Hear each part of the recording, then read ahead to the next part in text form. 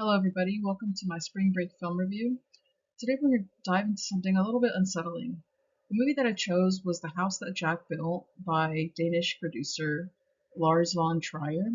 This is a psychological thriller that takes us inside the mind of a serial killer, and we're going to discuss one of the 5 major scenes that are covered within the film.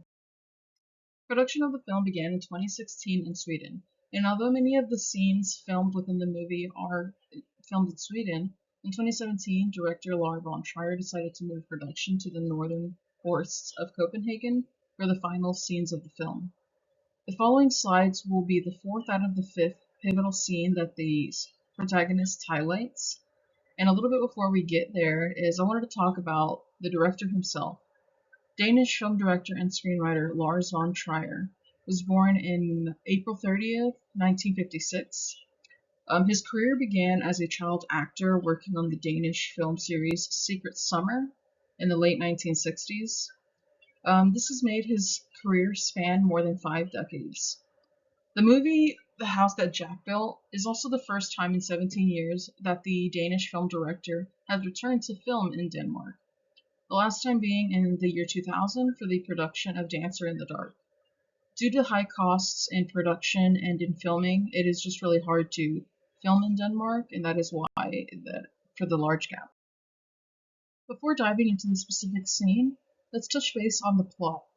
The movie follows Jack, an architect and a serial killer, as he recounts 5 of his most notable murders to a mysterious figure named Burge. Told from his perspective, Jack sees himself as an artist, but his masterpieces are horrifying crimes. His journey spirals into madness, leading to an eerie and surreal complex deep dive into the depths of hell. The film plays with dark humor, philosophy, and brutal violence, making it a wild and disturbing ride.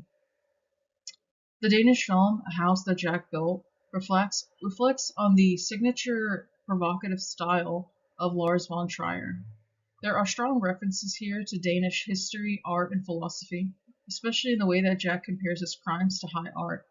The film incorporates European literary influences like Dante's Inferno, which plays a major role in the film's final act. It's not just a horror film, it's a psychological deep dive into morality, art, and punishment. In this scene, we see Jack giving these 2 young boys a lesson over hunting.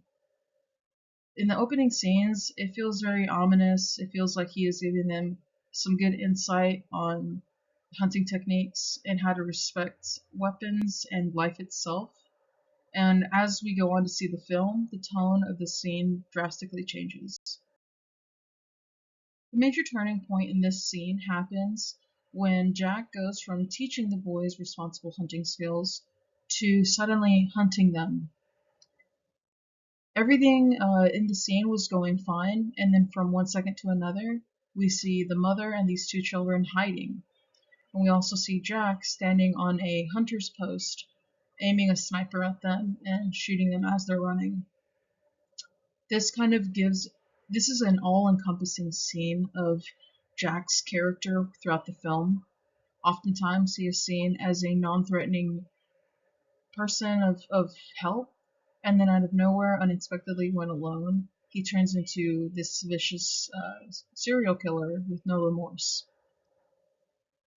Another notable scene from this is one of the closing scenes.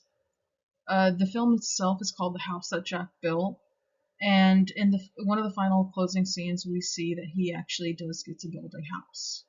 He, throughout the film, struggles, and there's always architectural or material compromises to structures, and he always just finds some reason why he can't build a house.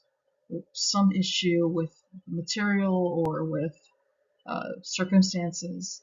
In the end, it all comes full circle when he realizes that the house he wants to build is a house of people themselves. And this kind of wraps together the movie, the theme, and the title of it itself. My rating of The House That Jack Built is a 4 out of 5 floating corpses. It is visually stunning how they filmed the cinematic aerial views of the scenes itself. The storytelling is deeply psychological, and every single pivot point, highlight in every scene is brutally intense. making this extremely violent and unsettling at times to watch. It's definitely not for the faint of heart, but if you like provocative cinema, it's worth the watch.